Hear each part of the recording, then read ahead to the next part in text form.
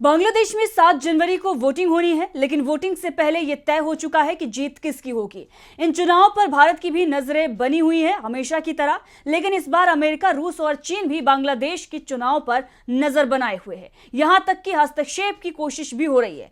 तो क्यों बांग्लादेश चुनाव को लेकर चल रहा है विवाद, देखिए इस रिपोर्ट में। बांग्लादेश की संसद के लिए 7 जनवरी को वोटिंग होनी है। बांग्लादेश नेशनलिस्ट पार्टी बीएनपी समेत 14 पार्टियों ने ये कहते हुए चुनाव का बहिष्कार कर रखा है कि पहले केयरटेकर सरकार बने। ठीक वैसे ही जैसे 1996 में शेख हसीना केयरटेकर सरकार न बनाने पर चुनाव से हट गई थी। हालांकि इस समय सरकार शेख हसीना की है, इसीलिए वो इस तरह की मांग पर विचार करने को भी तैयार नहीं है। पूर्व प्रधानमंत्री खालिदा जिया की बीएनपी और सहयोगी दलों के 28,000 नेता कार्यकर्ताओं को जेल में डाल दिया गया है। ऐसे में बताया जा रहा है कि सत्ताधारी आवामी लीग के लिए चुनाव जीतना मुश्किल नहीं है। पार्टी 300 सीटों में से 298 पर चुनाव लड़ रही है।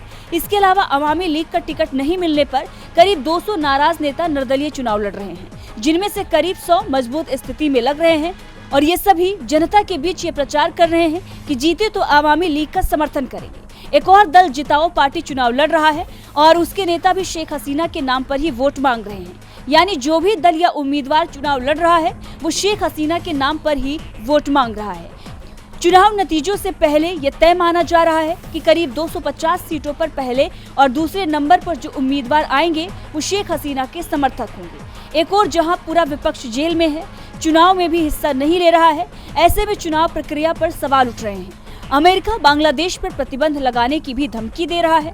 अमेरिका ने यह साफ कह दिया है कि बिना विपक्ष के वोटिंग हुई तो बांग्लादेश की वीजा सेवा से लेकर आर्थिक मोर्चे पर प्रतिबंध लगाए जाएंगे। दावा तो यहाँ तक किया जा रहा है कि शेख हसीना को विपक्ष पर कार्रवाई करने के लिए अमेरिका ने ही उकसाया था। अमेरिका के राजदूत पीटर हॉस ने बीएनपी नेताओं के साथ बैठक की थी, जिसके बाद बांग्लादेश सरकार को एक्शन में आना पड़ा था। वहीं दूसरी तरफ भारत, रूस और चीन की तरफ से ये साफ कर दिया गया है कि बांग्लादेश के आंतरिक मामलों में किसी को हस्तक्षेप करने की इजाजत नहीं होनी चाहिए। डीबी लाइव की रिपोर्ट।